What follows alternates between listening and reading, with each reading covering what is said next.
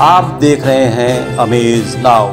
गंगा, यमुना, राप्ती और गोमती के तटवर्ती इलाकों से खबरें आप तक। नमस्कार, सत्य घटना के नए अंक के साथ मैं मेनका। शुरुआत करते हैं आज की मुख्य घटनाओं से। निजीकरण के विरोध में बैंक कर्मचारियों की 2 दिवसीय हड़ताल शुरू।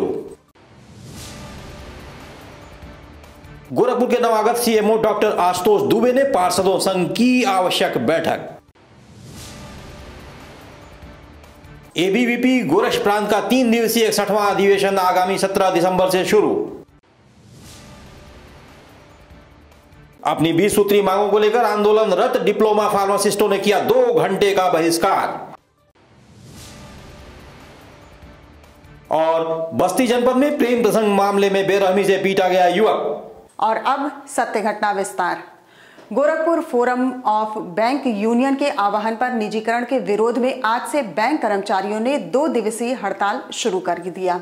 हड़ताल के पहले दिन बैंक कर्मियों ने गोरखपुर जनपद में बैंक रोड से जुलूस निकाला और डीएम कार्यालय पहुंचकर प्रदर्शन किया। हड़ताल कर रहे बैंक कर्मियों का कहना है कि निजीकरण किसी भी दशा में बैंक के हित में नहीं है। उनका यह भी कहना है कि निजीकरण का मुख्य कारण अधिक से अधिक लाभ उठाना है।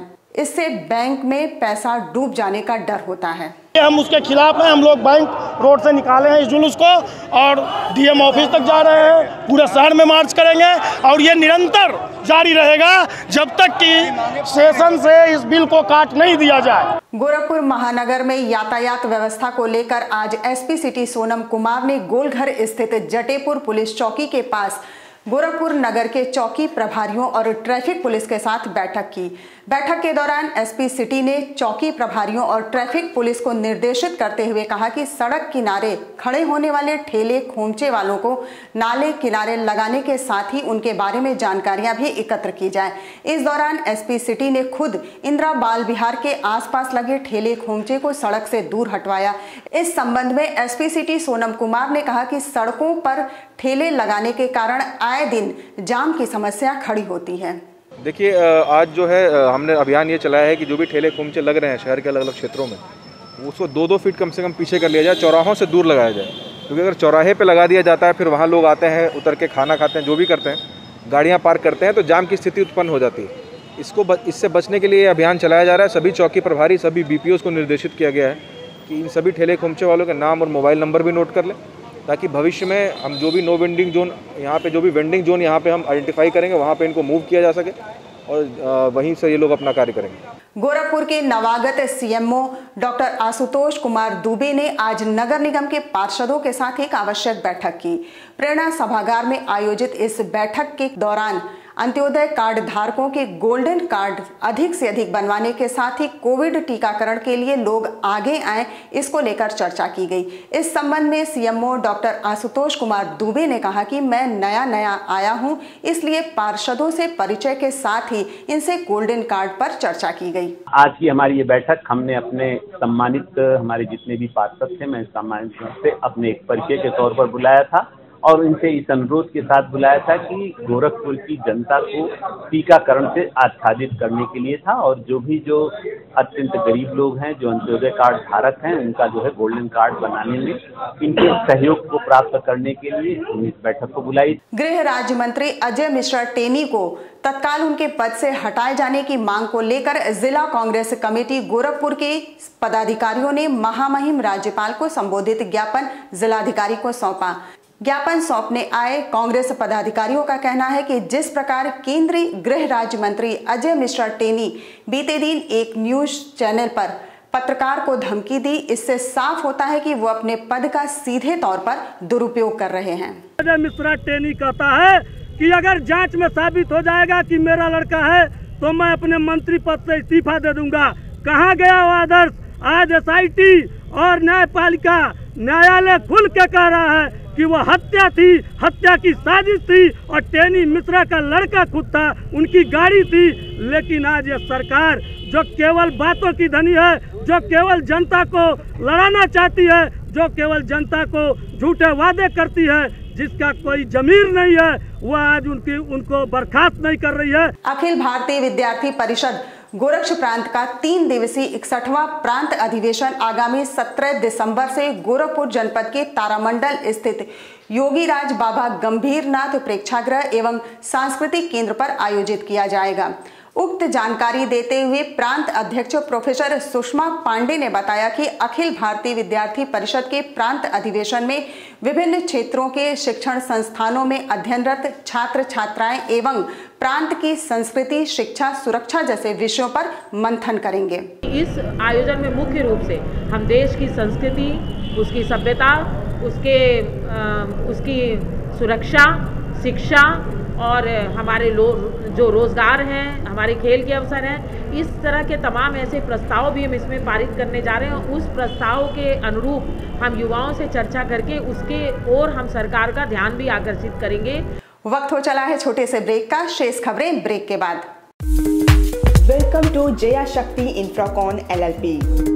5 अलग अलग साइट्स चल रहे हैं गोरखपुर और बस्ती जनपद में। हर प्रोजेक्ट पर पाएं कम दाम में प्लॉट या बनवाएं अपने सपनों का आशियाना।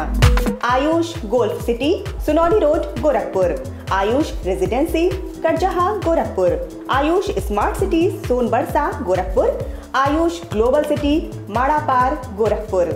Ayush green city, Parsa Jafar, Basti. हर प्लॉट की रजिस्ट्री पर मिलेगा सोने का एक सिक्का। नमस्कार, हम जया शक्ति इंफ्राकॉन से। हमारा प्रयास है कि हर आय वर्ग को आवास उपलब्ध कराया जाए। आयुष सिटी का सपना, सबके पास हो घर अपना। ब्रेक के बाद आपका स्वागत है। चलते हैं शेष खबरों की तरफ।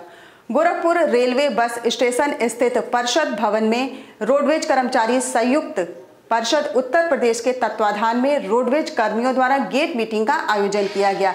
इस गेट मीटिंग की अध्यक्षता शाखा अध्यक्ष कैलाश प्रसाद और संचालन शाखा मंत्री अजय कुमार ने किया। आपको बता दें कि रोडवेज कर्मचारी संयुक्त परिषद बीते कई दिनों से अपनी प्रमुख मांगों को लेकर संघर्षरत था, जिसके परिणाम स्वरूप निगम प्रबंधन ने इनकी 7 प्रमुख मांगों को मान लिया, जिसमें 10% महंगाई भत्ता सहित अन्य मांग शामिल है। 31 दिसंबर 2001 के नियुक्त संविदा चालक परिचालक को नियमित करने का 2 सप्ताह का निर्णय समय लिए हैं। मृतक आश्रित के लगभग 699 कर्मचारियों के आश्रितों को 2 सप्ताह के अंदर नियुक्ति करने के आश्वासन दिए हैं। यह परिवहन निगम के कर्मचारियों के लिए बहुत ही खुशी की बात है। गोरखपुर जनपद में वेतन उच्चीकरण, प्रिस्क्रिप्शन अधिकार सहित 20 सूत्रीय मांगों को लेकर आंदोलन कर रहे डिप्लोमा फार्मासिस्ट ने आज 2 घंटे का कार्य बहिष्कार कर ओपीडी के समक्ष प्रदर्शन किया। इस संबंध में डिप्लोमा फार्मासिस्ट एसोसिएशन गोरखपुर शाखा के अध्यक्ष उमेश पांडे का कहना है कि अभी तक हमारा अलग अलग तरीके से विरोध चल रहा था, लेकिन 17 दिसंबर से फार्मासिस्ट पूरी तरह से कार्य बहिष्कार पर रहेंगे। आज हमारे कार्य बहिष्कार का अंतिम दिन है और 17 तारीख से 19 तारीख तक पूर्णकालिक बहिष्कार चलेगा, जिसमें सभी सेवाएं बंद रहेंगी। केवल आकस्मिक सेवाएं और पोस्टमार्टम सेवाएं चलती रहेंगी। यदि इस पर भी सरकार ने ध्यान नहीं दिया तो 20 तारीख से पूरे प्रदेश के सभी फार्मासिस्ट आंदोलन की राह पर चली जाएंगी, जिसमें सारी सेवाएं बंद कर दी जाएंगी। बलिया जनपद के सिकंदरपुर थाना क्षेत्र स्थित लीलकर में हुई हत्या में शामिल मनीष राय उर्फ गोविंद राय के खिलाफ मुकदमे के बाद फरार चल रहे अभियुक्त के खिलाफ धारा 82 के तहत विधिक कार्रवाई की गई। इस दौरान जनपद की पुलिस द्वारा अभियुक्त के घर और कन्या प्राथमिक विद्यालय पर नोटिस चस्पा करने के साथ ही डुगडुगी बजाकर आसपास के लोगों को जागरूक भी किया गया।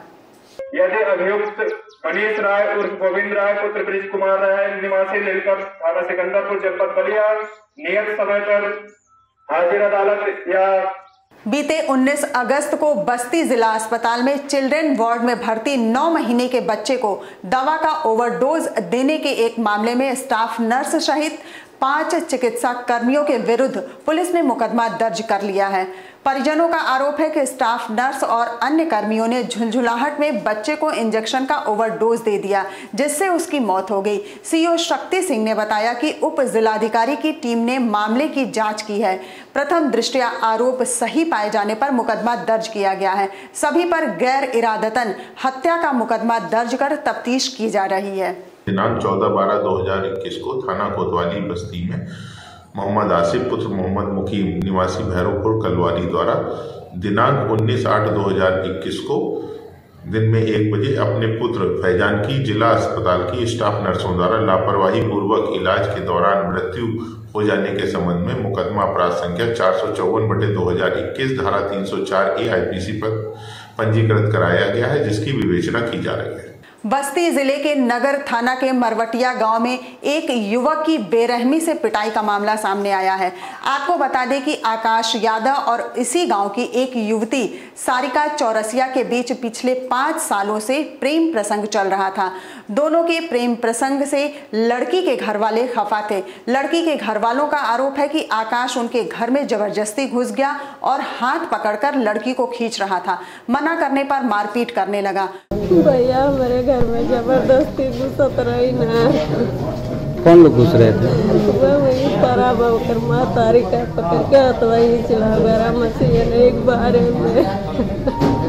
वहीं घायल आकाश यादव का कहना है कि मैं अपनी मां की दवा लेने बेलाड़ी जा रहा था। जैसे ही मैं घर के मोड़ पर पहुंचा, लड़की के पिता राम प्रकाश चौरसिया, ओम प्रकाश चौरसिया, राजेश चौरसिया ने मुझे गाली देकर रोका और सिर पर बांस से हमला कर मेरे दोनों हाथ तोड़ दिए। इन लोगों ने गाली देकर मुझे बुलाया तो मैं रुका, तो इन्होंने बांस से वार मेरे ऊपर मेरे सर पे किया।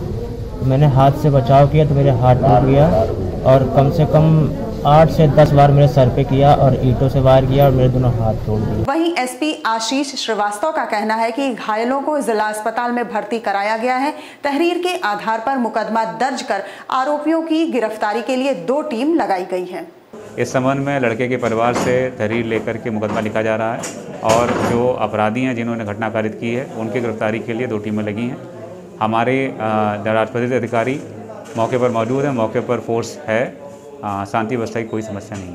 गोरखपुर जनपद में मतदाता पंजीकरण में बढ़ती जा रही अनियमितता को लेकर समाजवादी पार्टी के निवर्तमान जिलाध्यक्ष नगीना प्रसाद साहनी के नेतृत्व में पार्टी का एक प्रतिनिधि मंडल जिलाधिकारी से मिलकर मामले की जांच की मांग की है। नगीना प्रसाद साहनी का कहना है कि समाजवादी पार्टी के समर्थकों को चुनाव की प्रक्रिया में मतदान से वंचित करने की साजिश रची जा रही है। इसलिए हम समाजवादी लोग ज्ञापन के माध्यम से मांग करते हैं कि मतदाता सूची में नाम जोड़ने और हटाने में निष्पक्षता बरती जाए, अन्यथा हम लोग आंदोलन के लिए बाध्य होंगे, जिसकी पूरी जिम्मेदारी जिला प्रशासन की होगी।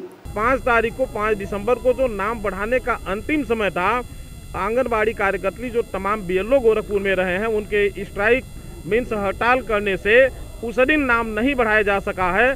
उसके लिए भी हमने जिलाधिकारी गोरखपुर से मांग किया है कि 1 दिन का समय उसके लिए भी बढ़ाया जाए कि जो फार्म बीएलओ को हम नहीं दे पाए हैं वो दे करके बढ़वाने का काम करें। गुरु कृपा संस्थान एवं अखिल भारतीय क्रांतिकारी संघर्ष मोर्चा गोरखपुर के संयुक्त तत्वाधान में पंडित राम प्रसाद बिस्मिल बलिदान मेला एवं खेल महोत्सव का आयोजन किया गया, जिसको लेकर आज महानगर के हरिओम नगर तिराहे से मशाल जुलूस निकाला गया, जो शहर के विभिन्न चौराहों से होते हुए काली मंदिर पर जाकर संपन्न हुआ।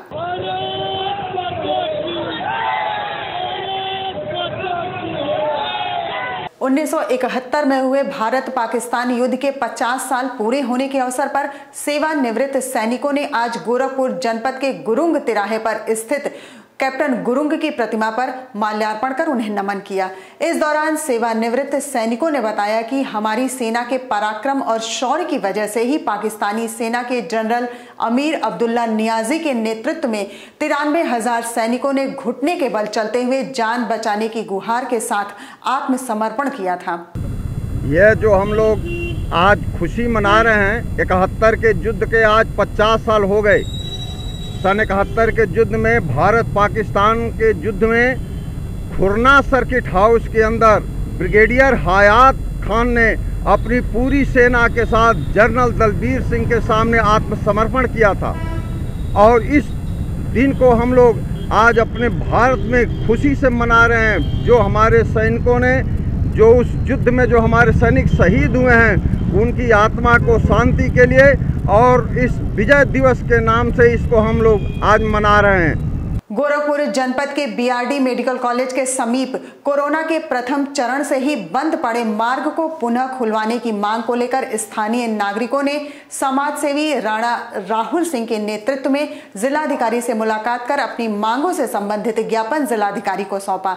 इस संदर्भ में ग्रामीणों का कहना है कि मेडिकल कॉलेज को रेड जोन घोषित किए जाने के बाद मई 2020 से ही इस मार्ग को बंद कर दिया गया था, जिसकी वजह से यहां से होकर गुजरने वाले लगभग 50,000 लोग प्रभावित हो रहे हैं।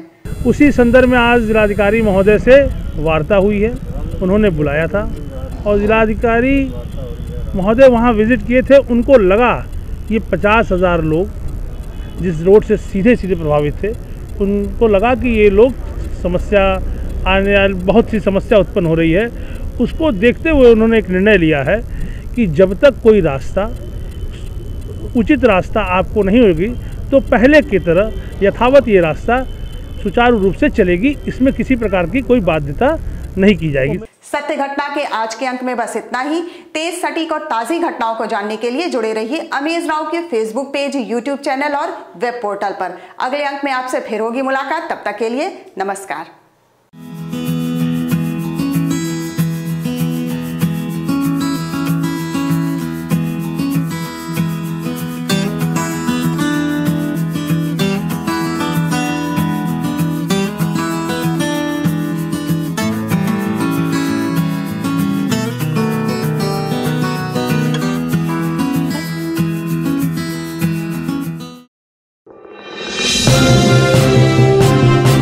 आप देख रहे हैं अमेज नाउ। गंगा, यमुना, राप्ती और गोमती के तटवर्ती इलाकों से खबरें आप तक।